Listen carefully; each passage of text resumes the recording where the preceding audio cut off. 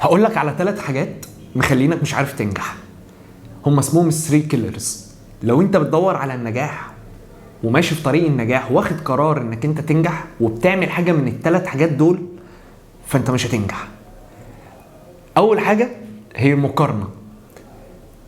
دايما ان انا اقارن نفسي بحد، المقارنه ما بتبقاش عادله. ليه؟ لان انا ممكن اقارن نفسي بحد هو اعلى مني كتير قوي، فانا بقعد اقارن واشوف نفسي ان انا قليل جدا، فبفضل واقف في مكاني، وبالعكس ده انا برجع تاني لورا لان انا مش هعرف ابقى زيه.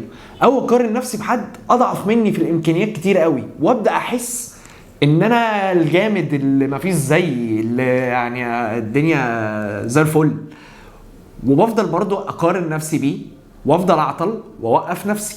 فالمقارنه دايما ما بتبقاش فير، دايما ما بتبقاش حاجه حقيقيه او حاجه عادله.